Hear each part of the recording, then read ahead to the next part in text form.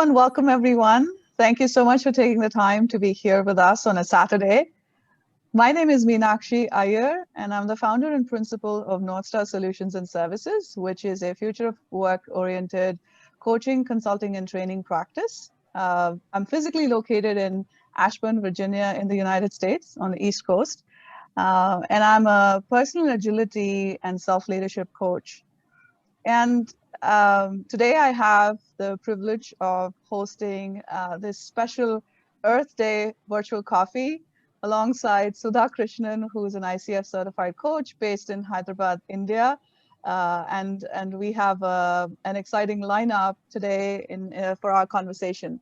And we're especially excited to showcase Organo, which is into building eco-habitats, and they're based out of India.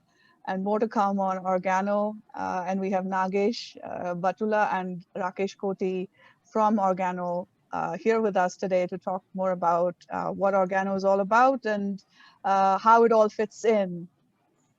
So the reason we are doing this is, first of all, in honor of Earth Day, which for those of us who are not familiar with the celebration, it started in 1970 and it started in the US. And so it's hard to believe that it's been 51 years since this commemoration has been going on.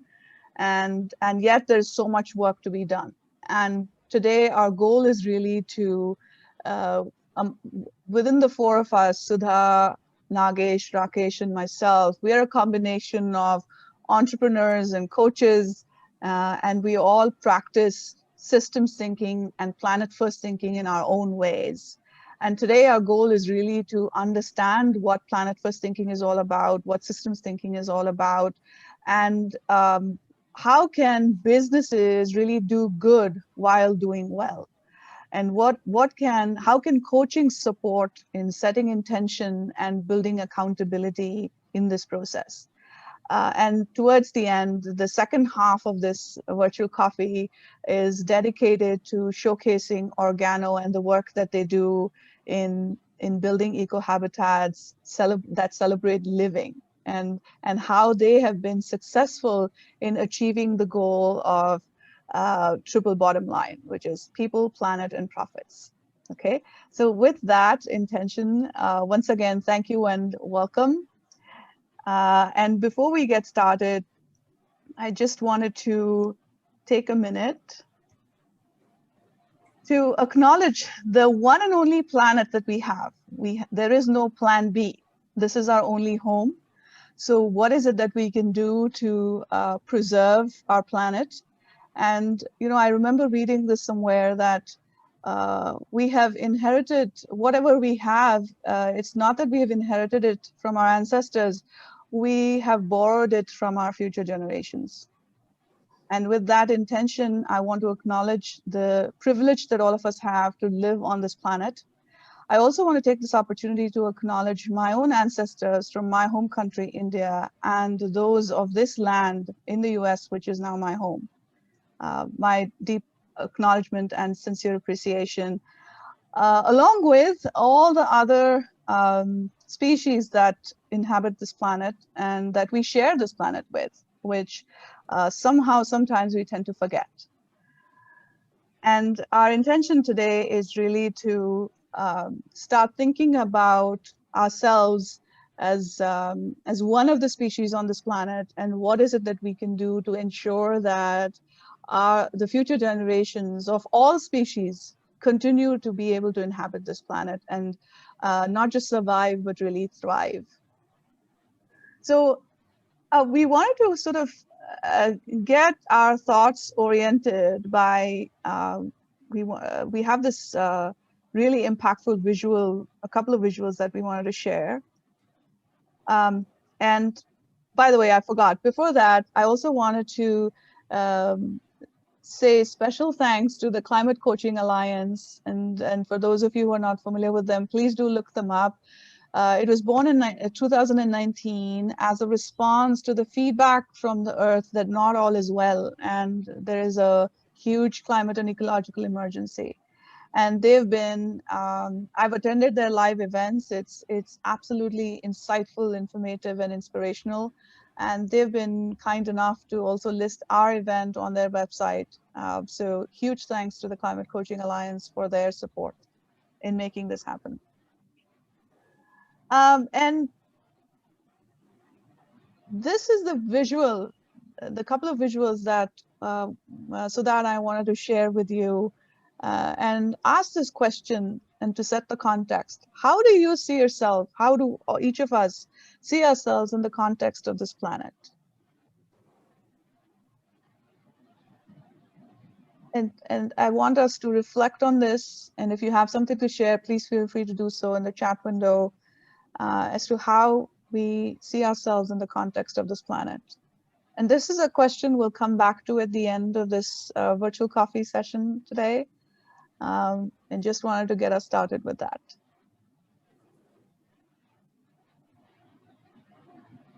With that intention, I'd like to now formally introduce Sudha Krishnan.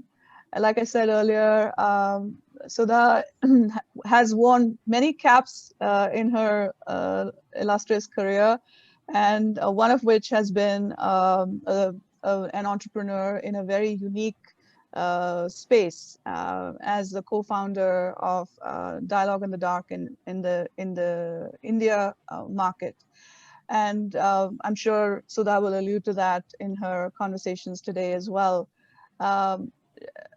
Sudha and I have known each other for the past year, and we met through the coaching community, the Cocharya coaching community to be specific. And boy, aren't we glad that our paths crossed. Sudha is a certified, ICF certified systemic team and relationship coach, and she has a very unique background in marketing and psychology, and has been part of the corporate world for many, many years. And then spent close to a decade as a co-founder of Dialogue in the Dark in India, and which is a very unique experience, and it's all rooted in empathy and inclusion. That's the way I see it based on what I know about Dialogue in the Dark. And today, one of the reasons why, if you're wondering why North Star Solutions and Services is doing this, so for us, we are so focused on the future of work, but we also understand inclusion is one of our core values. And when we say inclusion, for us, it's about not just within the human race, but also our entire ecosystems. That includes our physical ecosystems that we are a part of. When we talk about future of work, a lot of times there's so much focus on technology that we forget about the people. So there are, as we speak, as we are at this virtual coffee, there are places in the world that are running the risk of completely being wiped off the planet because of rising sea levels. So think about the business ecosystems in those places. Think about what's happening to people in those places, and how can they continue their earning their livelihoods, continuing with their education, with finding jobs. So all of this is part of future of work. And that is the reason why I was so moved about this, what's happening around us. And I felt called to doing something around Earth Day. And that's how we're all here today. So with having said all that, I would now invite Sudha to introduce herself in detail, and then also talk to us a little bit about systems thinking and her experience as a systemic team coach. Over to you, Sudha. Thank you so much, Meenakshi, for a lovely introduction. I think so much is being already spoken about. I think I would just leave it there for now. As you said, I have actually owned many caps, and the current favorite role of mine is a systemic team coach and relationship coach. And that's where I've been spending most of my time, waking time, in coaching people.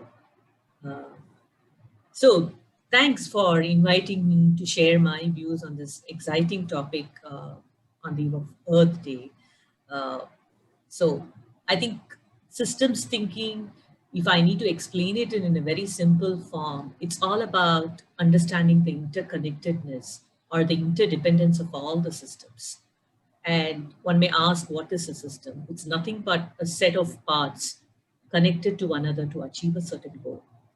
To make it even more easy, Meenakshi, I just wanted to share, yeah, let's think about our whole human body as a system. It has many other parts or other systems, which makes this a whole, like we have our digestive system, our circulatory system, our nervous system. It's easy for us to understand and relate to how each of these systems has an interdependence on each other, isn't it? But when it comes to our planet Earth, because the whole is so big and we cannot probably see it all together, we tend to think that we are different from the whole, right? We are part of it, we are not away from it. And I also wanted to share, you know, if, if we can visualize the food on our plate, can you imagine how many people could have touched it before it came to our plate? Right? There is a set of people who are growing it. There are a set of people who are harvesting it. There is a system which transports it. There is a set of people who are processing it. And then there is a packaging. And then there is distribution. Then there is retailing. And then somebody is buying, somebody is cooking, and then it comes to our plate as a consumer.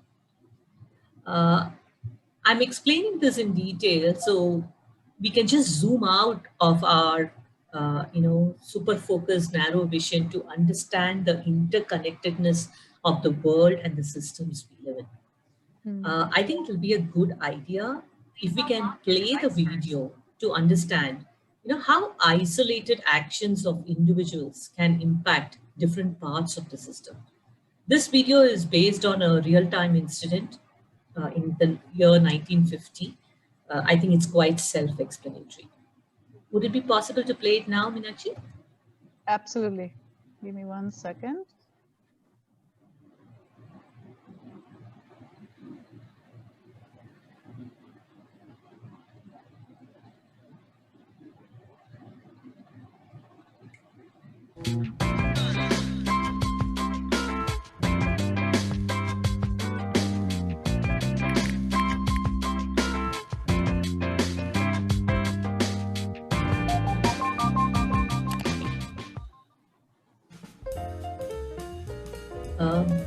Meenakshi? You're not able to see it. Yeah. Oh. So. The Dayak people of Borneo, an island. Can you see it now? Yes. Yes.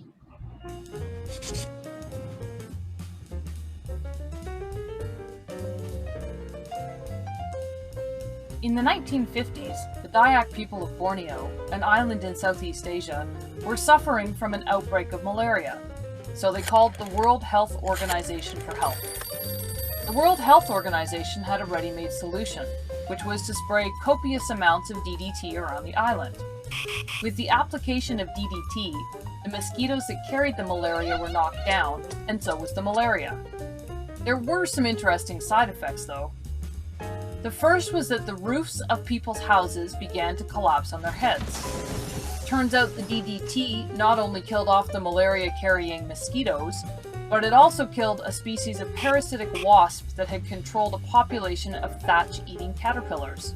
Thatch being what the roofs of the Dayak people's homes were made from. Without the wasps, the caterpillars multiplied and flourished and began munching their way through the villagers' roofs. That was just the beginning. The DDT affected a lot of the island's other insects, which were eaten by the resident population of small lizards called geckos. The biological half-life of DDT is around 8 years, so animals like geckos do not metabolize it very fast. It stays in their system for a long time. Over time, the geckos began to accumulate pretty high levels of DDT, and while they tolerated the DDT fairly well, the island's resident cats, which dined on the geckos, did not. The cats ate the geckos, and the DDT contained in the geckos killed the cats. With the cats gone, the island's population of rats came out to play. We all know what happens when rats multiply and flourish. Pretty soon the Dayak people were back on the phone to the World Health Organization, only this time it wasn't malaria that was the problem. It was the plague and the destruction of their grain stores, both of which were caused by the overpopulation of rats. This time though, the World Health Organization didn't have a ready-made solution and had to invent one. What did they do? They decided to parachute live cats into Borneo. Operation Cat Drop occurred courtesy of the Royal Air Force and eventually stabilized the situation.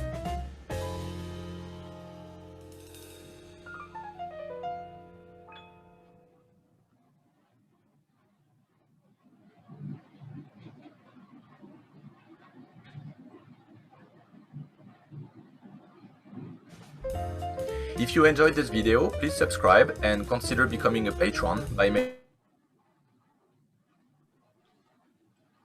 I think the video would have explained what I was trying to highlight about the interconnectedness. I don't think we could have played something better than this to explain this, Meenakshi. Right? Absolutely agree with you. Yeah, it also reminds me of one of the laws of the system is systemic thinking. It says that today's problems come from yesterday's solution. Right? There was a time that we thought plastic was the best solution to handle the leaky liquids. But today, now that's become a bigger problem. We find plastic in all our landfills and the sea. And I think endangering so many species. So absolutely. Right? So I think the whole idea of systemic thinking is, can we choose consciously our actions and take responsibility for our actions and the contributions that we make?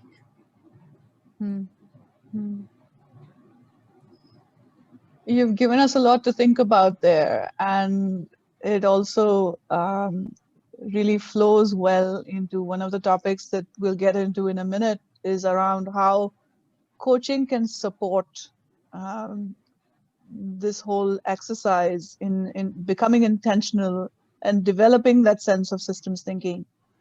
So thank you for bringing this up and kind of providing such a fantastic introduction to this topic. Thank you. And one of the things that that I also wanted to share, this is Professor Peter Hawkins. Again, you can look him up online. He's come up with this model of ecological awareness. This is something, this was an inspiration for me when I first attended this 24-hour event organized by the Climate Coaching Alliance. So this is fun. His model is fundamental to the work that the Climate Coaching Alliance does. And if you look at this image here, talks about the different stages of eco-awareness. So you start from being curious, as you can see here, and then moving on to becoming informed. You're aware, engaged, and active. So this is the model that Professor Peter Hawkins, who is one of the pioneers of systemic coaching, has developed, and as an aid to coaches, and which is where Sudha's and my current interests lie, and our vocation lie as well. So how can we, our goal is to move from being eco-curious to eco-active. So what are some of the ways in which we can, each of us take responsibility, and us as those of us that are coaches, how can we help our clients go through this journey as well in a way that's meaningful and impactful? So more on this on the Climate Coaching Alliance website, and also Professor Hawkins' website. His company is called Renewal Associates. So I'll share those links in the chat window in a minute. So these are some of the thought constructs that we wanted to present as the foundation to today's conversation: systems thinking and Professor Hawkins' eco-awareness model. as the foundation for the rest of the conversation that we're going to have today. And I really wanted to actually start with you, Sudha, and we talked about, you helped us understand what systems thinking is, and the video that you shared was really informative. In your experience, what are a couple of or top 2 to 3 barriers do you think in adopting systems thinking in your experience with your clients? Yeah, that's a great question, actually. In my opinion, Meenakshi, I think the topmost for me is lack of awareness. And the second, I would say, is the inability to recognize or see the connections of the different parts. And I also strongly feel that we as a community, more than inclusive thinking, we are more used to, what do I say, if I may use the word exclusive thinking. We are used to thinking this or that. We see profits and planet as polarities. And most of the time, organizations think that planet is something the government or probably a climate activist will take care, right? We are here only for profits. So how do we develop or how do we leverage, even if we were to call profits and planet as polarities, how do we leverage this? How can we have an inclusive thinking? How can we start understanding that we have all the three profits, planet, and people met through our interventions, or we keep that in mind in all our actions? I think one of the things that comes to my mind as another barrier is we also fail to recognize that individual behavior influences the system and the system influences individual behavior. Let's take a classic example of what's happening currently in the world, right? Today we have this e-commerce industry, which has made shopping so easy and convenient that people no more have the need to plan, make a list and go for shopping or stock their homes. In fact, they keep ordering whenever they want or whenever they run out of items. And in fact, there are many e-commerce players in the market, they encourage us to buy on a daily basis. What is not seen is the amount of packaging material that goes into making these deliveries, and also the carbon emissions that are added in delivering these goods. I don't think that is seen by people. Today, I'm given to understand the online grocery and vegetable ordering, like the shopping market, is only at 12 to 15%. But with this increased change in customer behavior, and probably with the current added fears of the pandemic, this is only expected to grow. This is a very classy case, right? There was a system, there was an e-commerce business idea that encouraged people to change their behavior. And now the customer behavior is now influencing the system, where more and more people think this is a great business to be in. And we have more and more people coming into the e-commerce sector, right? And I was amazed when I looked at some statistics.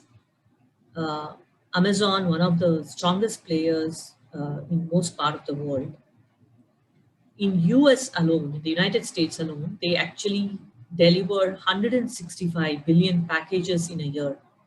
And can you imagine how many trees they would be felling for the same?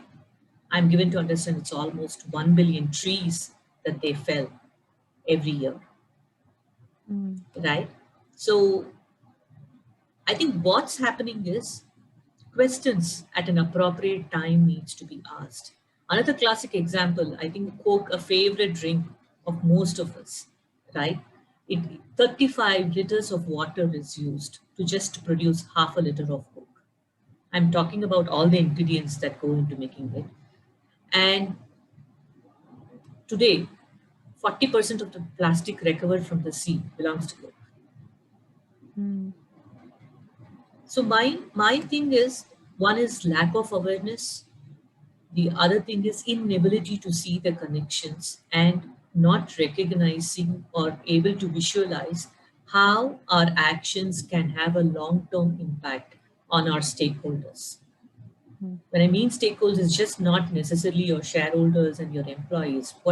Even I'm talking about the community and the larger planet. That was so insightful and thought-provoking. I'm still processing everything that you just shared.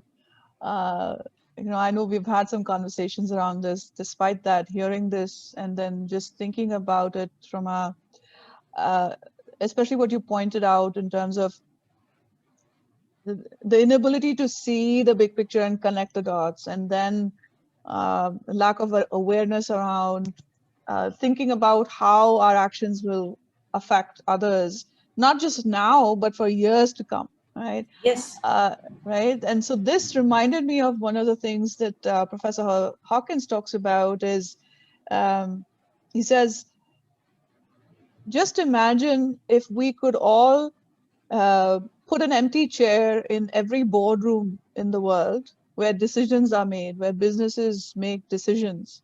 And that empty chair, let's say it represents the planet as a stakeholder. And just imagine what that can do to how businesses make decisions. That has stayed with me. And when you were talking about the examples that you were sharing, that came up for me. The second thing that is more current, I would say, something that I haven't stopped thinking about is with the current pandemic, the amount of personal protective equipment, PPE, that is being used. It all classifies as biohazard waste. How is it being handled? The masks that we wear, the disposable masks, and I'm guilty, I wear disposable masks. I may dispose of it responsibly, but where it ends up after that in the conveyor belt that there is, I have no control over that. But I'm contributing, and in my case, knowingly, to the global waste problem. And I had the same experience when I went to get my first vaccine, and I looked at the amount of plastic waste that's being generated. And it goes back to the images that we just shared Sudha earlier on about, I often wonder how obsessed the human race is with preservation, self-preservation. And the self-preservation of the human race comes at the cost of the existence of the other species. Yes. And so, thinking about, so these are all the thoughts that are emerging for me and I know we can't solve for this in this conversation, but these are some things to think about, and what is some corrective action that each of us can take in our own ecosystems. So in that context, the second question I have for you, Sudha, is with your experience, how might coaching and specifically systemic coaching help overcome some of these barriers that you just shared? Yeah, in fact, I'm just going to refer to the model which you shared earlier, right? We saw a zone of engaged, right? That's where I feel coaches come in more in terms of what we can do for the planet. I think coaching, in my opinion, Meenakshi, is ultimately concerned with developing the potential of human beings to raise their awareness, to enable people to take responsibility for their actions and ownership for their contribution. And I strongly feel coaches can play a great role, uh, in terms of evoking the awareness of the leaders whom they work with by asking them such questions, which will help them to zoom out. I think what's currently not happening is that zooming out is not happening. They're so zoomed in, they can't see the larger impact, right? So these questions will help them to zoom out and probably evoke such awareness and recognize the longer impact their decisions and actions may have on their stakeholders and communities at large. I feel only when people are questioned, right, do even we start thinking about answers. So I would like to quote here when people questioned and then they did a lot of demonstration, the Coca-Cola Indian company started thinking on the impact their business is creating on the environment, how their usage of water actually affects the farmers of India, that they have no water for growing, especially all the farmers near the bottling plants. I'm given to understand there are about 2,500 bottling plants. So all the farmers living near the bottling plants, they didn't have water to grow their crops, and how an entire community is at loss of income. Only when these questions were asked, today, Coca-Cola India has initiated a lot of CSR projects in the area of water restoration, water conservation. They're also now, thinking of recycling their packaging material, which is mostly plastic. I think they've already started doing that. So I strongly feel that coaches have the ability to ask the right question, to evoke the awareness for the leaders to see the connectedness of their actions uh, and the impact that it may have on their stakeholders and the larger community. Thank you. Thank you for that, Sudha, for that And perspective. yeah, Go and ahead. on that note, I actually wanted to share Michael Beckwith's quote. You know, he says that behind every problem, there is a question trying to ask itself. And behind every question, there's an answer trying to reveal itself. And behind every answer, there is an action trying to take place. And behind every action, there's a way of life trying to be born. So I strongly feel coaches can ask those questions, which can probably generate a new way of life for our planet. Profound. Thank you. And with what you just shared, Sudha, with your permission, I'd like to bring in Nagesh here, given that Nagesh is also an entrepreneur and in this particular space. Yeah.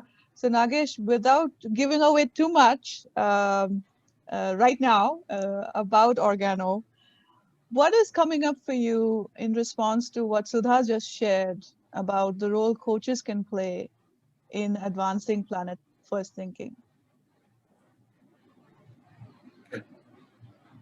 Good evening, everybody. That, of course, coaches will inspire not only to, it's at various levels that coaches can do a greater contribution. I think if coaches don't show people like us who are entrepreneurs or the customers or when general people, a lot of things are not seen. Like in day-to-day life, we don't pause and we don't zoom out and see things. And we are busy in our own world. I think that's very important that coaches should in every area should be consulted every now and then. Just to get us that space of zooming out and then making us see what we probably ignore on day-to-day basis. I respect a lot. And I know Sudha as a coach since very long, and I really admire her questioning capability. It evokes, it makes us think. Yep. And for me to just sit here and hear both perspectives being shared is just wonderful. And thank you both for indulging me in that. So thank you very much. I just have another question for you, Sudha, and then we are going to get into our second half of our virtual coffee, and we're going to get into learning more about Organo and how Nagesh started his journey with Organo. So before we do that, the question I had for you, Sudha, is, and actually I would invite both Nagesh and Rakesh to share their thoughts on the same question. How important is this approach, the planet first thinking, systems thinking approach? How important do you think it is in the current times? A lot of us have heard this acronym called VUCA, right, which comes from the military world: volatility, uncertainty, complexity, ambiguity, VUCA. So in these current VUCA/COVID times, how important do you think this approach of planet first and systems thinking is? Sudha? Yeah, I think we are now experiencing it, right? With this pandemic, with this COVID, I think we would have never felt or experienced the interconnectedness of the world we live in. somewhere in Wuhan, somebody had got an infection, and today you can see the whole world is fighting coronavirus, and our lives can never be the same, is what it looks to me. So much of change, so much of rapid change. I think, to me, why it's very important is, especially in this uncertain times when change is so rapid, and then there is so much of ambiguity, and we really don't know what's in store for us tomorrow. There's hardly any time. It looks like, we are all reacting all the time, but it's even more important now for us to be responding, to be very consciously taking actions, right? Today, I think one of the solution to handle this pandemic was, let's all work out of home. That's a solution we all thought of. Probably that's the best solution we could think of in the moment. But what we need to also understand is this solution going to just be a solution, or is this going to turn into a problem later? Already we see that, people are working out of home. The work-life balance is slowly fading away. The boundaries are very, very blurred. I'm just questioning, I'm just asking this question loud. So what is this going to lead to? So I'm really worried. People are not sleeping. People are very anxious all the time. People are indiscriminately eating, waking up all the night, trying to complete their work because there's too much to handle all the time. There is anxiety in losing jobs if I don't stretch out. So I can't say that, I can only work this much. So what are we actually preparing us for? I think this is a very important question that we need to ask. We need to pause at this time. And this is the time we need to respond, not with some simplistic solutions, but thinking about solutions which would not turn as a problem later. Thank you for reiterating that. Thank you. Nagesh? Yeah. What are your thoughts? Yeah. See, obviously, it is actually a mindset issue which created this problem, right? Probably at some point, we as a race, we moved on towards growth in a different way. Like we started inventing GDP, and then we started looking at growth only or measuring growth only with GDP. It is financial progress and all that. And there are certain things which actually explains the mindset itself. Like assume that there is a chair in the boardroom for Coke, right? And how Coke would react is going to be totally different than actually Coke now is trying to look at their financial goals, like their turnover or profitability and all other things, and then trying to recycle the bottle and probably being a little bit more responsible, creating CSR and all. This is one chapter, right? But the fundamental thing is that the Coke, if the chair was there in that boardroom, and then that was being really has a power, they would have first questioned that, but do you really require to bottle the water, or do we really require to set up an infrastructure where you have better quality of water delivered without even bottling? That very question itself will change, right?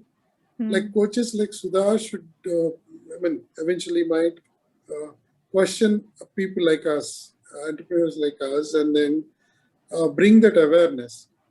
That awareness will change our mindset. Like, why are we actually making this money? End of the day, like how much money do you really require? Are we really happy with that Coke water? Like drinking that bottled water? Like you keep hearing a lot of changes, and earlier they used to say the first tap water is not good, then you drink some other water, bottled water.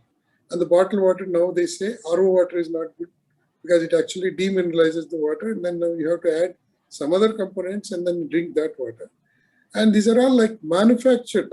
To me, it looks like we are manufacturing the demand and continuously getting consumed.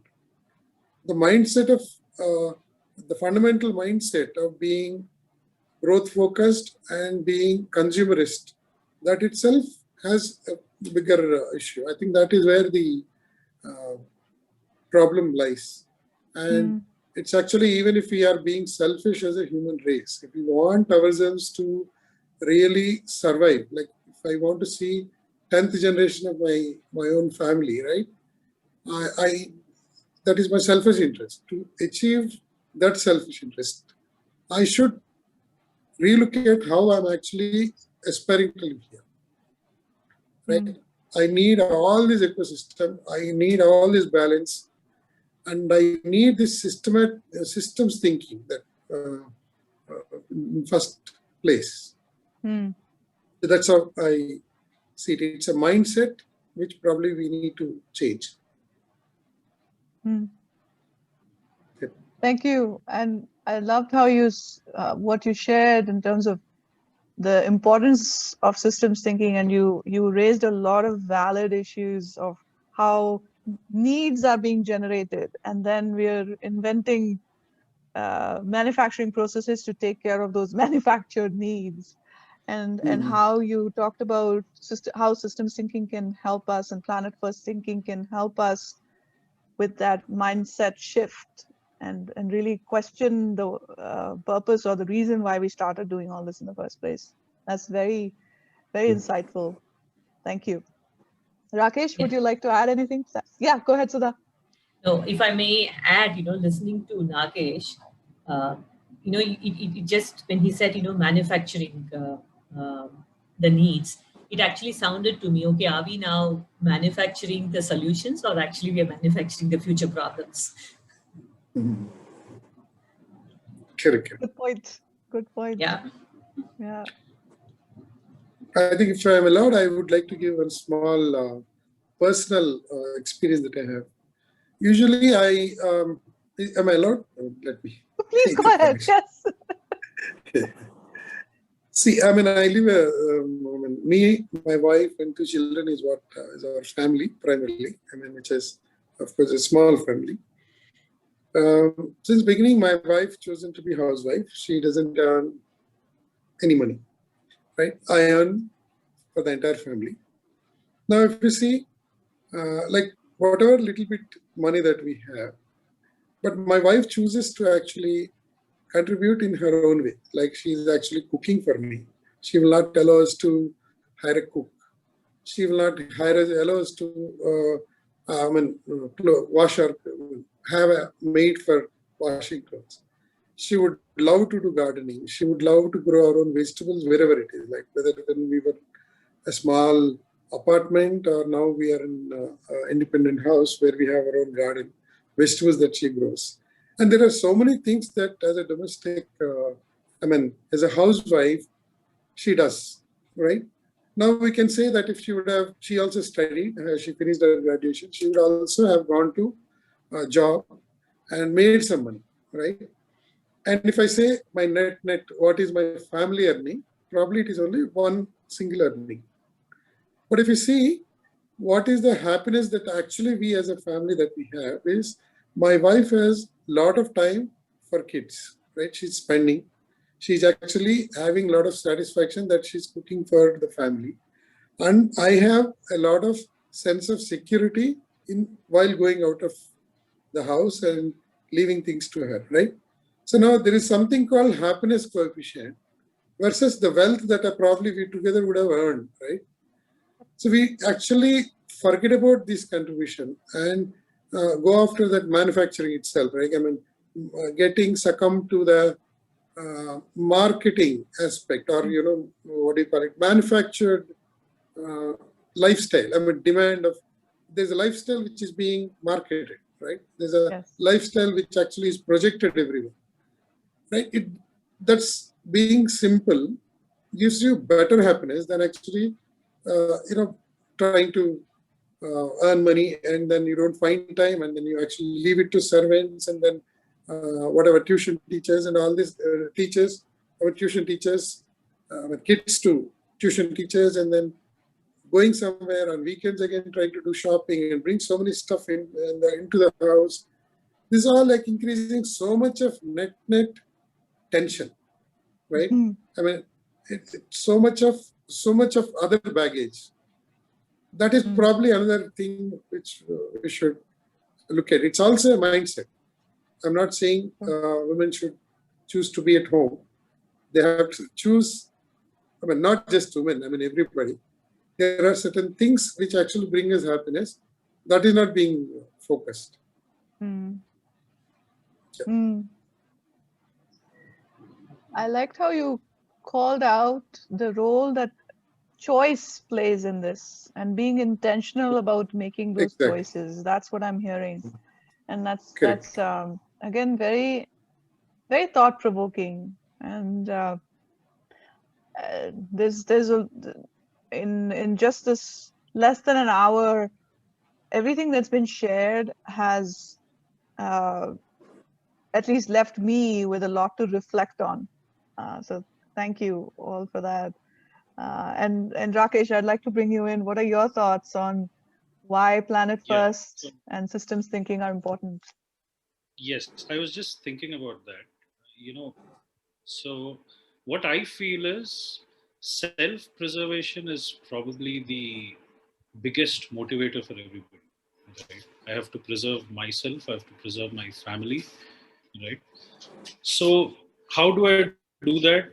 That's the big question. So you have your basic needs, food and water. You have, as you go up, you'll probably have your societal needs, how people look at you in the society, right? And then you might have your psychological needs. So all of this is basically because self-preservation is a very big factor. Now, when I think about planet first, right? It just puts a thought in my mind that it's actually people first, which is being reflected as planet first. Because what we are doing here, talking about water, talking about how to reduce waste in manufacturing, talking about how to reduce energy wastage, all of this actually translates to making the planet better, which actually impacts humans, right? So all of this is actually being done for ourselves, for humanity. So I think that self-preservation is actually tied up to the benefit of the planet. And like Sudha said, that awareness is probably not, percolating too much into, businesses or, organizations is what I feel. Hmm. Hmm. Yeah. What you just did, that was very powerful reframing, in my opinion. Because until you said what you said, and I'm kind of taking it all in. Um, in my view, until I heard what you said, self-preservation is the cause of all the trouble that we are in.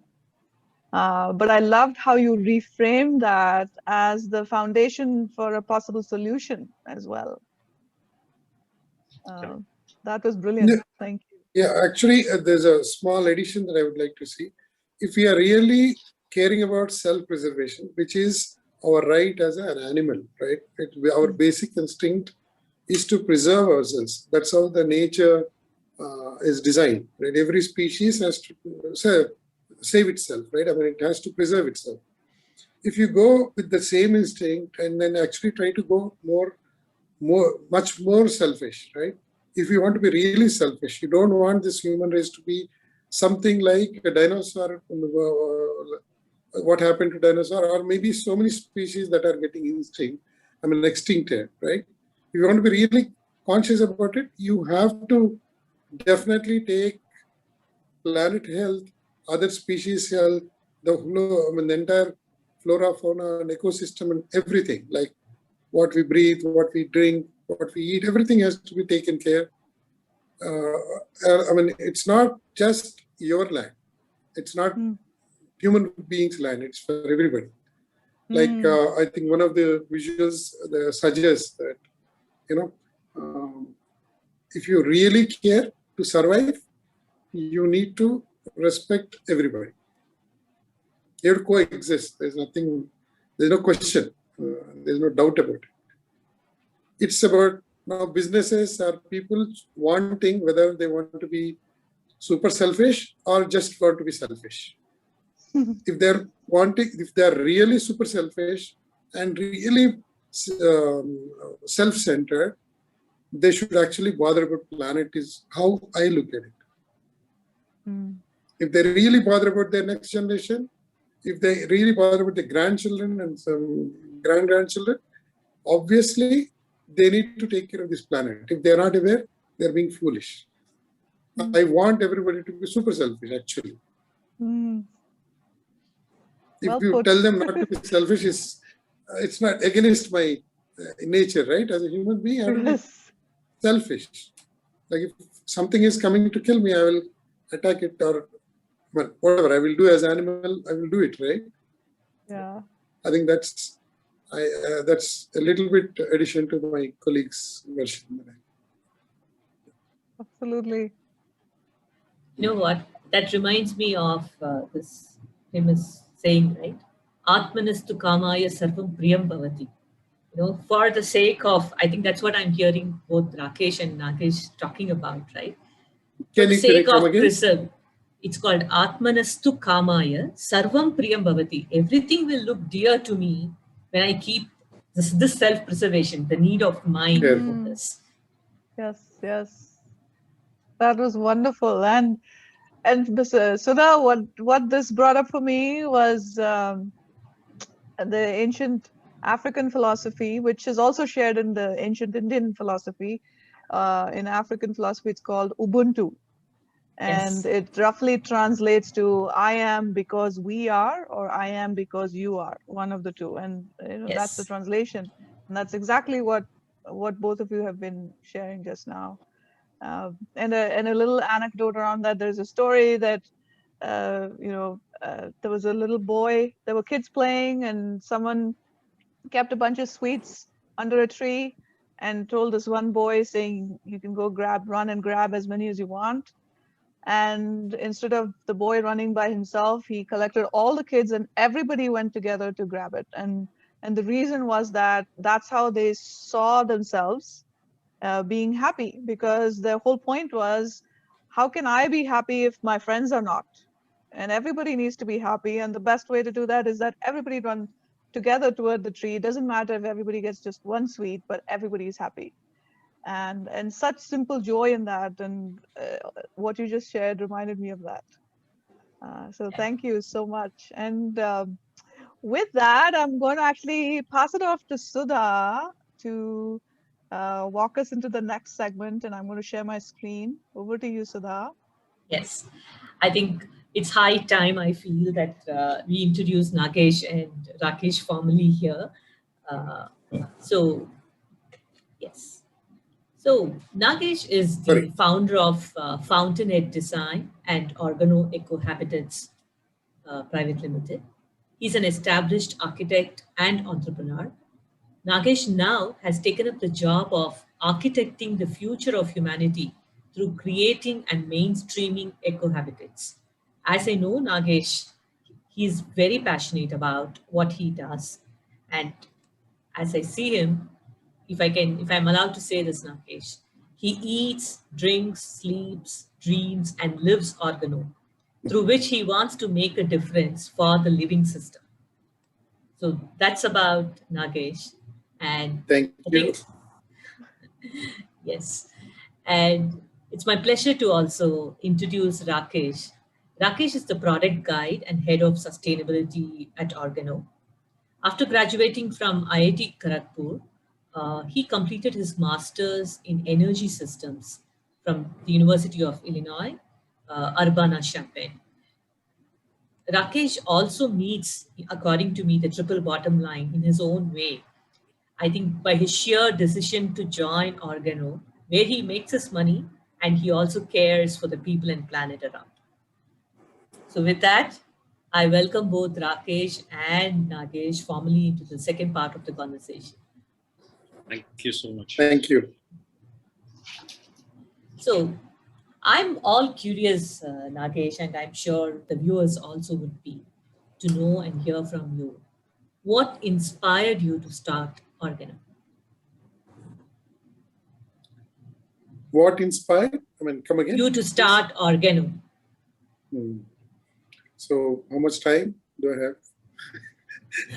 I can take hours. That's your life story, isn't it? Yes. So we can't put a time to it. I think we should go on. So basically, I'm an architect. I've been in the field since last 25 years plus, 2.5 decades plus. Started at the very early age, around 21 years, I started my own practice. I had been seeing how clients give us briefs and how we are able to manage that brief to be satisfied and all that. While we had great satisfaction in terms of, practice grew very well and we were well recognized and all that, but there was some deep inside, there was a void which was actually burning, like that came around 10, 12 years back. That's when I met Sudha. And I paused for a lot of time and then looked at what am I doing.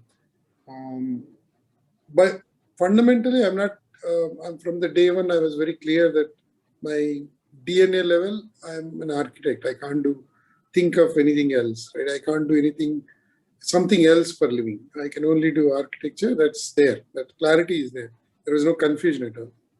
So, but when I looked at what is that I'm impacting through my practice as an architect, I paused and then looked at instead of actually designing spaces, right, which are not probably actually getting this planet better, and there is nothing systematically, there is no systems thinking that is happening. So that is the phase when I actually zoomed out and looked at the whole, not just me but the others, and then whole aspect of how the businesses are happening. So there was a choice. One is to actually, make money and then give something out as a CSR to something else. CSR and make a trust or something to contribute to planet or people. So I looked at it, but a lot of things, because I know myself very clearly that my emotions are very volatile. I'm a human being. Every small thing can affect my thinking and emotional space, right? It will last as long as I'm kind. The moment I realize that I'm not kind, I would probably cut off that fund and whatever it is, and it will just die away. So this kind of charity business is what I felt is not actually probably okay. And also second thing is that if somebody is willing to give me a charity, would I take it? I would never take it. Like I will never take, I will never beg in my life. I would never take anything as a charity. I don't want to steal anything. So when I have this self-respect for myself, how can I actually do something for others, right? I can't expect them to do that. So that made me think and then start a new way of, that question started repeating. And when I zoomed out, the question popped up. And for that, I figured out that triple bottom line thinking should be included. The chair that you were talking about in the boardroom, I actually said, yeah, this should be there. For people, planet, and then profit should be part of it. Here on, Nagesh will do anything in life, it should be like this. Like people, I will not get succumb to the manufactured demand. I will not get succumb to this GDP thing or only profits for me, myself and my family. That won't work. And I started becoming super selfish. Then I actually looked at and then said triple bottom line thinking is very, very important.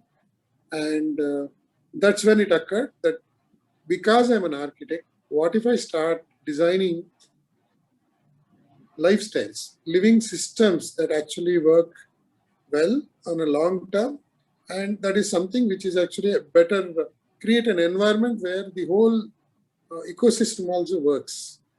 So that occurred, and that, of course, I have a great team who actually believes in me. All my architectural, my colleagues in design team, and then my colleagues in Organo, and they really cooperated. And people like Sudha, you, and of course Sujata, they also opened up certain personal level, psychological, my personality level stuff got resolved. And around 8 years back, I started this journey. We went with probably, it was very adventurous. People used to say that I am mad and I will get doomed. I'm actually suiciding. It's like that, career suiciding is what people used to think like that. But they also looked at that passion, that conviction, that I would rather say passion. Passion feels a little smaller. That conviction. I don't have anything but this. And this becomes my purpose to co-create eco-habitats that celebrate living. That becomes my purpose. I wake up every day. I carry it all the time. So I never felt that I'm actually struggling a lot or sacrificing or anything. But I feel so complete, and I really thank this whole universe to give me this existence itself, right? This thought line itself. So that's how I personally am made, and company really shaped up with good people who have great. They are aligned with this purpose. Like I'm more proud of that aspect than whether my company's turnover is big or small is really irrelevant. For me, Organo is an intention to do this triple bottom line business, intention to counter-organize people, intention to bring all-inclusive business thinking, right, and mainstream it. It is an intention to change the paradigm itself, how people look at life. So that intention, all my people are aligned, and they're actually super motivated. They also wake up with the same thing, 24/7 they think. When if not 24/7, they keep thinking about this. That actually is something which I feel for, and that's what I feel is bigger achievement than anything else. Of course, Organo won a lot of recognition, like in terms of awards, and World GBC award we won for India, and we got documented by BBC, and we got so many other awards as architects and as sustainability in that area. So many awards we have got, and so much of media got also recognition also we have got. But more than all of that, the pride that what I get is that we have a team which thinks and which feels and which actually intends to be part of this whole journey. So that's a beautiful part of my personal life and company's life. Wow. Wow, Nagesh. No. Did I take too much time? No, not at all. I think I really would like to highlight a couple of things, what I heard in your sharing. Two main things, actually. I'm sure you would have all heard the terminology ikigai, right? Why do you want to get up every day morning? What are you looking forward, right? In your explaining your purpose, in explaining why you're doing what you're doing, it became so clear to me that it's your purpose which actually fuels all of your actions. And other thing that really stood out for me is when you said, it's not just me, all the people who are working here are aligned to that purpose. I think that's a great blessing, in my opinion, for any organization. Because they say, if all the people in an organization decide to walk in the same direction, the kind of impact that organization can make, any competition, any landscape, any adversity doesn't actually, influence them when everybody walks in the same direction. And I think that's a success also, right? When all of their individual goals is also aligned with the organization goal. I think that's a pleasure to work in. And I can imagine when you say, just not me, Sudhal, the entire team. Yeah. Thanks for sharing that.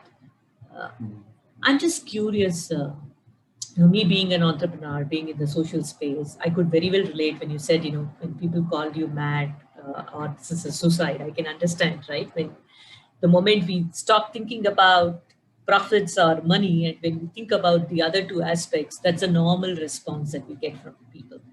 Right? I'm just curious to know, were there any challenges for you to implement this purpose of yours through Organo, and how did you overcome them? So challenge is there everywhere, right? Like challenges in day-to-day life also. Like even if you want to lead normal life, whatever may be the life, challenge is inevitable. So, but when you actually know what you are going, I mean, why you are doing that for, and if that is clear, challenges will be handled in a different way, right? Not with anything. Of course, there are a lot of challenges. I mean, what makes this purpose is so important for me also is that current paradigm is different, right? Like there is no great encouragement for inclusive thinking. It may be banks, may be. I mean, I'm not blaming anybody here. I mean, there is no agenda at all to say somebody is wrong. Everybody is doing their bit. It's only that probably sometimes they don't zoom out as much. Maybe I'm zooming out, but maybe I'm also not as much zoomed out. Somebody else may zoom out much better than us. So there is all like that.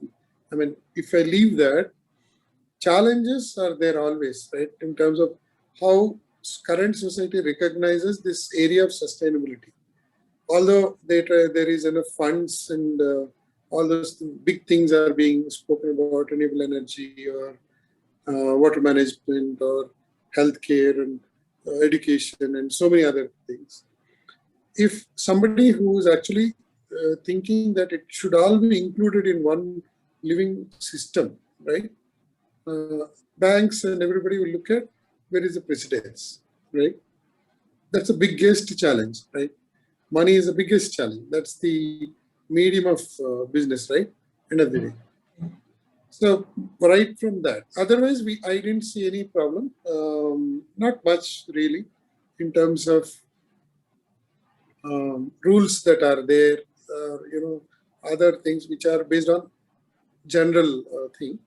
When we are a little off track, for us, there is no proven track record. So we had little tough time in convincing people. But I would rather tell you very proudly that we didn't really face. Whenever we actually, of course, there were some problems which came, challenges that we actually faced. But when we confronted and put together our intention, conveyed our intention very clearly, everybody cooperated. I'm saying everybody, right? From clients, everybody has in their heart that this is required to happen. And really people cared for us. Like we didn't have money for marketing. People like, in fact, Sudha, I remember you actually sending so many people, right? You have no interest. I mean, like there's no commercial transaction, but you had that concern for this type of an idea to sustain. Like all people, I would say, have that inherently in them. That's simply that we just opened it up and then said, no, here I'm trying to do. That simple fact of me trying to do this type of business and standing there and not getting tired or running away, cleared all our challenges. People encouraged us, people came forward because I believe this is there in everybody's heart. Because everybody is an animal, everybody is selfish. And they just want to be super selfish. There's no choice for them not to encourage us. I think one word I'm going to take from our conversation today definitely is to be super selfish and be proud about it. Yeah. Yes.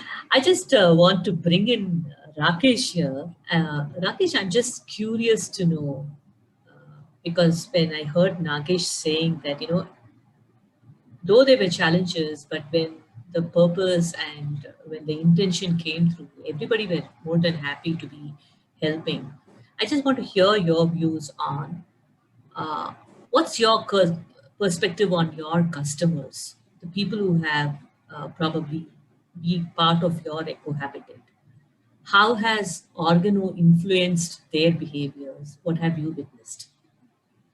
Sorry, I was asking you a lot of questions. I can repeat it if you want. No. I mean, if I miss answering something, please feel free to ask me again. So I think just going back to what Nagesh was talking about. So thinking about the motivation for our customers to actually buy in our projects it's again going back to that idea of self-preservation. It's either they either say it is for myself, they either say it is for my kids, they either say it is for my parents, right?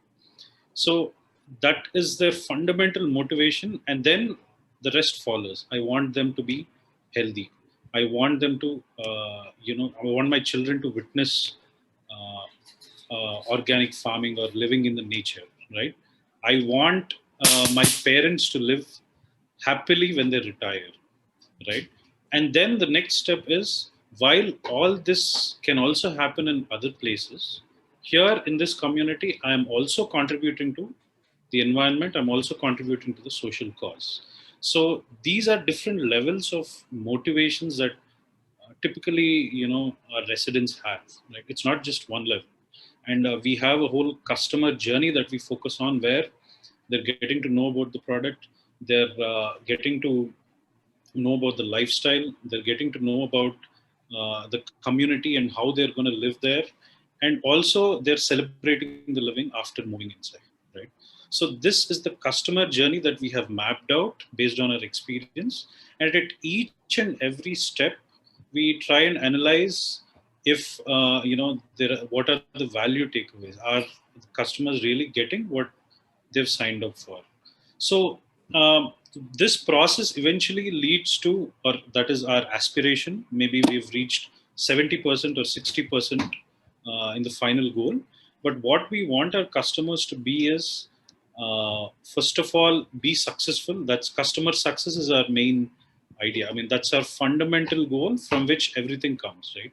So what it means for the customer to be successful is that, they have to pass through all of these different stages of needs, and the community must satisfy those.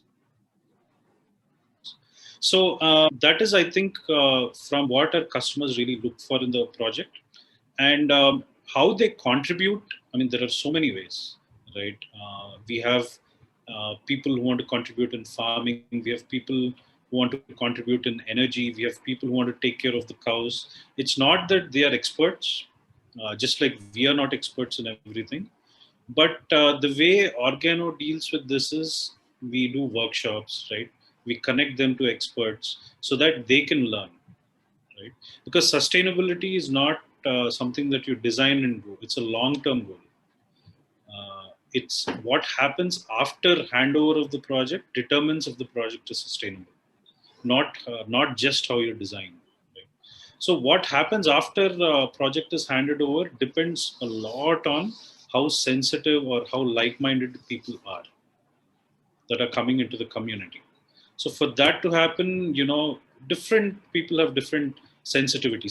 Some people might want to look at the technical aspects. They want to see how the water is, saved, right? So motivations for people to be part of Organo and the functioning are limitless, I should say. And people just pick and choose what they want to be part of. Did I answer the question? Yes, absolutely. I think you did answer all the questions.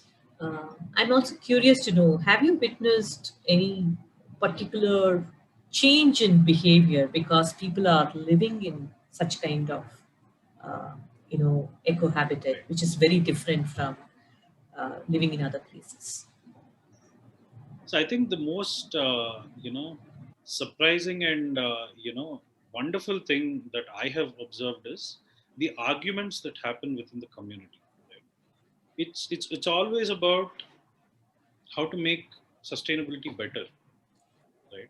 And even if they argue with Organo as a developer, it's also about, why did you not build more water harvesting systems? Why did you not think through, about solar in this way? Why did you not think through about energy and water nexus in this way? So I think those are brilliant arguments to have, and we are very, very proud of creating a community of people who actually fight towards that, right?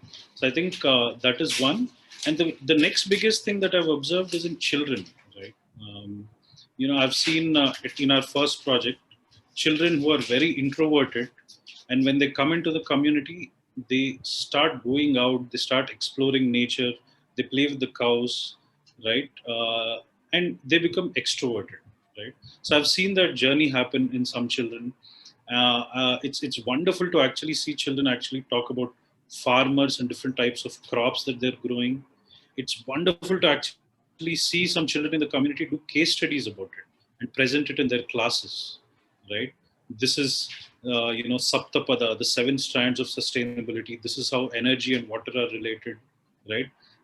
This is how pest management is done, and this is how waste is being segregated. These are the problems in the cities. All of these learning or listening from children, I think that happened to me, that never happened to me before. Right? It was a great experience to actually know that. Yeah. Listening to you, I was just remembering, I can imagine the difference in the thought process of the children growing in Organo. Because I still remember I have a neighbor, I live in an apartment here in the city. So I still remember my neighbor taking their children to some villages to teach them that milk comes from cow, because otherwise they thought milk comes from the supermarket. They didn't even know where milk comes from, right? I've had children talking, but oh, I didn't know, is this what we drink? Is the cow giving us milk?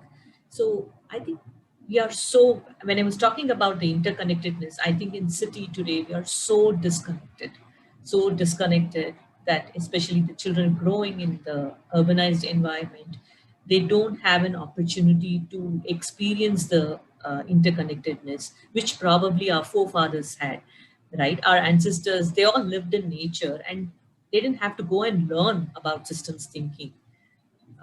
Or they didn't have to go and do research and study about it. I think living in nature taught them the interconnectedness. Thank you so much for sharing that, Rakesh. And I think that also brings me to the next question. Uh, this is for both you, Rakesh and Nagesh. Either of one of you can answer this. How would you explain this triple bottom line to probably a 5-year-old or even your grandparent? How do we actually explain this to them in a simple way? So, should I take grandparent or child? Rakesh? Whatever. I'll actually take. Tell me. Yeah, I'll give my version. Probably you can edit and then probably say. If you are a grandparent, and then if I'm actually talking to you, I wanted to explain about triple bottom line, I will probably simply address you straight, saying that Kaka or Chicha or whatever it is, and then I will simply say it is something like this triple bottom line business, that what we are doing is nothing but what probably your forefathers, your grandfather would have done in the villages. It is that ecosystem where in Telugu we say that Padi Panta, like there is animal husbandry and agriculture is something different, like they are connected. Agriculture was a culture, it's not business. Now it's actually agri-business. I want to reversing to agriculture, and agriculture being part of life itself, like where you actually live with the animals and like where you share your food with other animals also happily, and there is enough air, water conservation, which is natural, right? While doing all this, people were making money, and your grandfather brought you here. And this is what probably we have lost it here, right, today, where a child is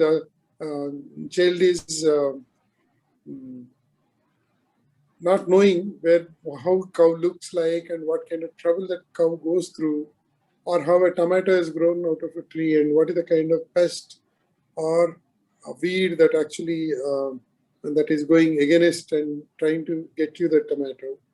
So right from there to the villagers, farmers, all this is exclusive, right, to children. That's what probably we are trying to reverse. The way you have seen when you were growing up, how everything was interconnected. We would like to bring back that. That's what we are doing. We are calling it in English, triple bottom line business. Lovely. This is how I would like to explain to a grandparent. That's really nice. And when it comes to a kid. Yeah. Continue. So if it is a kid, right? If you are my daughter who is 5-year-old, I would probably say, so that, like those dinosaurs have gone. Now there are there are some birds which are getting extinct. Panda was almost about to extinct. Somehow it managed. If you want those animals and all this, like, what happened to them? I would rather say, what happened to those animals which got extincted? I did a serious mistake, knowingly sometimes and sometimes unknowingly, but I killed it, right? I don't want you to do that in your future, right? You should allow all other species also to thrive along with what you actually want, right? What you want and what you don't want, they both have the connection. If you do ignore that and do commit the same mistake, by the time you grow up, your kids will not see some more animals. Right? Similarly, some more natural resources, like there are so many mountains which we have eaten off, which belong to you. That mistake I have done. You should not commit the same mistake that I have done for your kid. You please grow up differently and then think about all the resources, flora, fauna, and make a business something which I'm trying to correct my mistake in Organo. This type of business is what you probably should design, where planet thinking is important. You cannot ignore, which I did probably to a greater extent. My father also did. That made us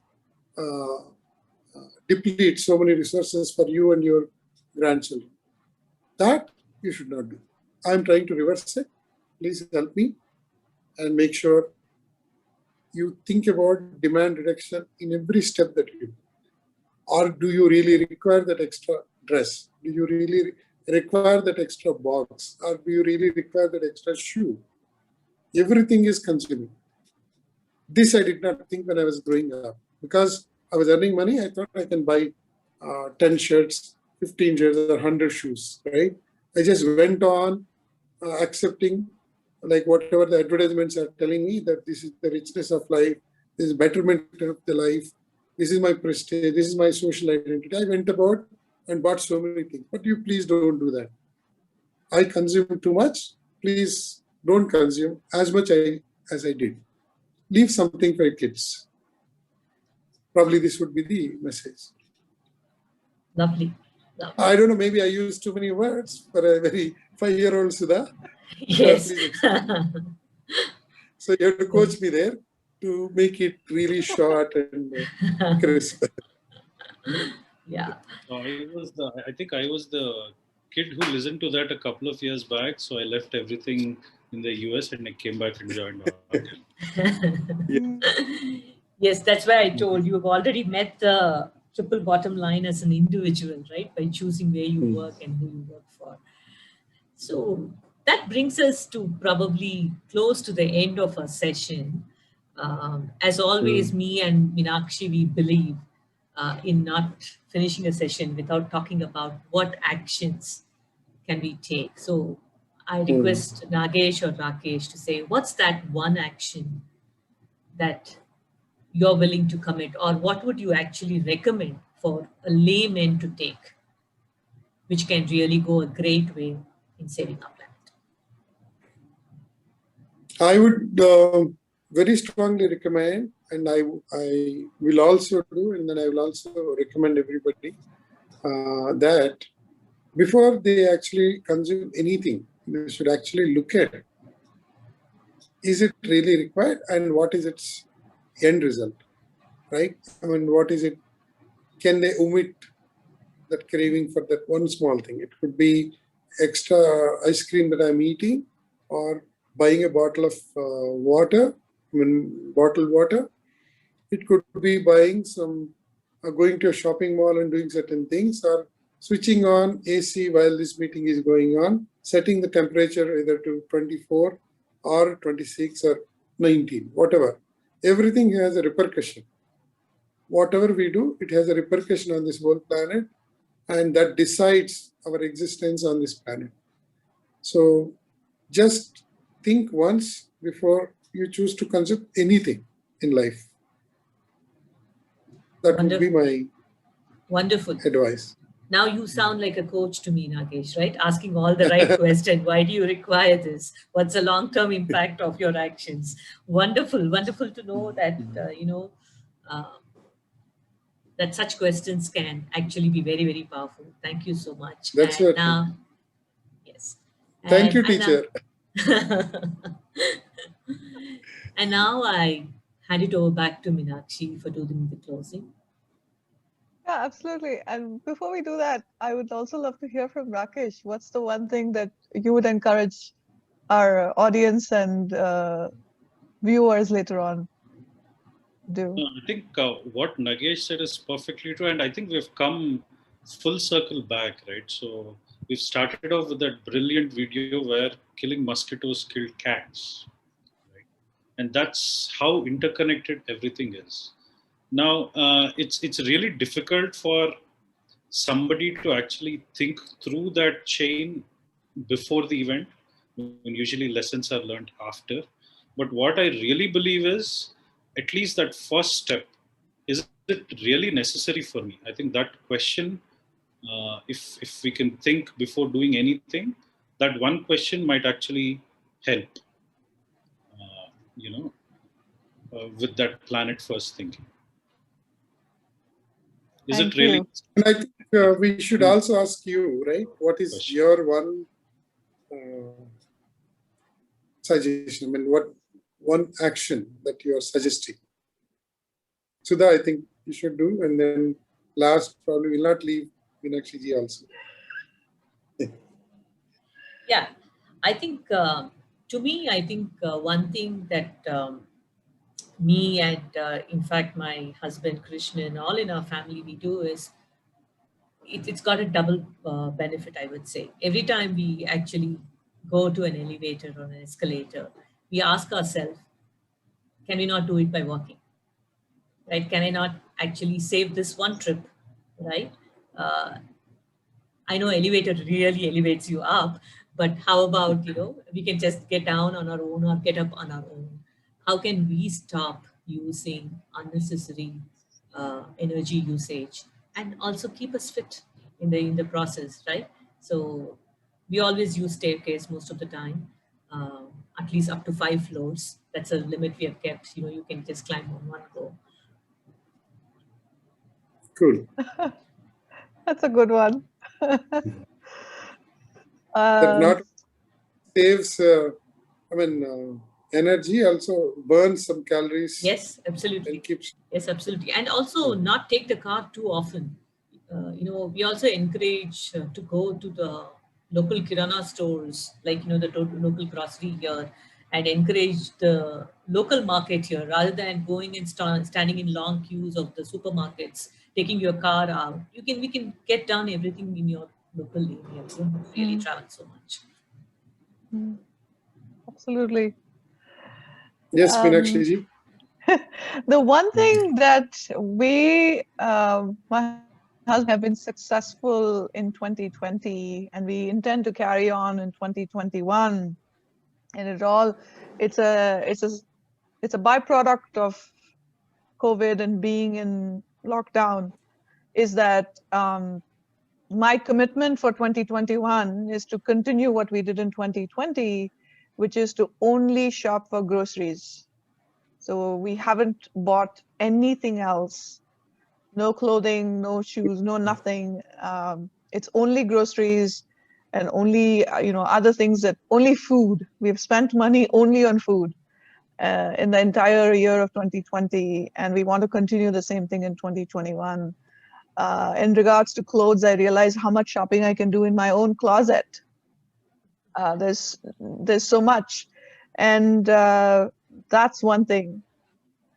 And when we were talking about energy savings and things like that, I know when we met for prep, we talked about this.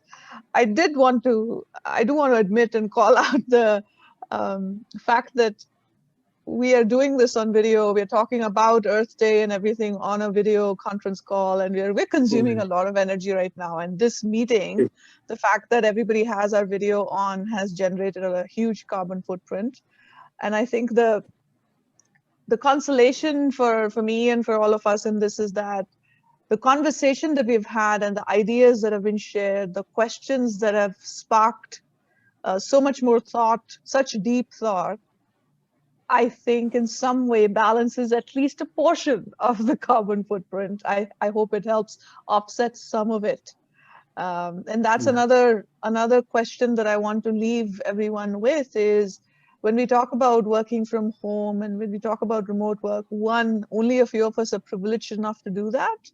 And two, just the fact that you're doing everything virtually doesn't absolve us of the need to do other climate action work, because this generates an equal amount and sometimes larger amounts of carbon footprint when we work remotely. And I think a lot of us tend to forget that. So I did want to bring that front of mind to everyone. And with that, yeah. Now probably we should question that, should we work so much? Yeah. And it goes back to a lot of the questions that both of you have raised. Questioning why this is necessary. I think that will be my biggest takeaway from today's conversation. And what I really do by way of summary, what I wanted to really remind everyone is that our planet is our home, and it's like no other.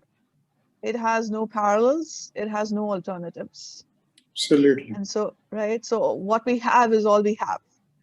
And I want to go to space. Travel. I don't want to go to Mars. This is such a beautiful planet we have. We have so many beautiful people, flora, fauna, waterfalls, so much of ecosystem here.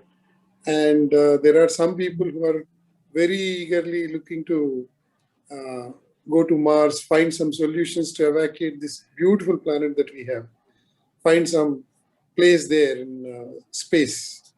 I feel by the time we go there, I don't think we'll be this type of people anymore. And somehow I'm super affinity. I have a super, how should I say, that close or super happy about being human, right? I want to be human. I want to be human. And that's such a great beauty in being human. I want to live on this earth. I don't want to evacuate to Mars. How can I make this better is what I should look at than how to evacuate this place and then find some other place, which is probably not known. Maybe it is great. We don't know. But what I already have is such a beautiful thing. Why will I burn this now? Absolutely. I will live as long as I can on this earth, beautiful earth. Later we can figure it out, probably. But I don't want to go to Mars. Absolutely. And what a poignant thought as we honor Earth Day, as we honor this planet, this home that we have. And thank you all so much for being here today and for sharing your insights and your thoughts. Sudha, thank you very much for making all this happen. And Nagesh and Rakesh for being here with us today. Thank you very much for giving us the opportunity. Speak our heart. Absolutely. Thank you. Thank you. Yes, thank you. And best wishes. Yes, go ahead. Yes, and I think one last thought that came when I heard Nagesh speaking, that I don't want to go to Mars. It's like when people say, I want to go to Mars, it's like, treating the symptom. You're not actually working for the cure. If you can do this to Earth, you can do the same thing to Mars as well. No sooner you'll have to again escape from there. So I think we need to work out the cure. Yes, yes. We need to work on the cure and not just treat the system. Absolutely. All right. So thank you all very much. And Great try. Wish you all the best. yes, likewise. Thank you. And our best wishes to everyone that's watching and everyone that will watch the recording later. Thank you very much. Thank you. Bye-bye.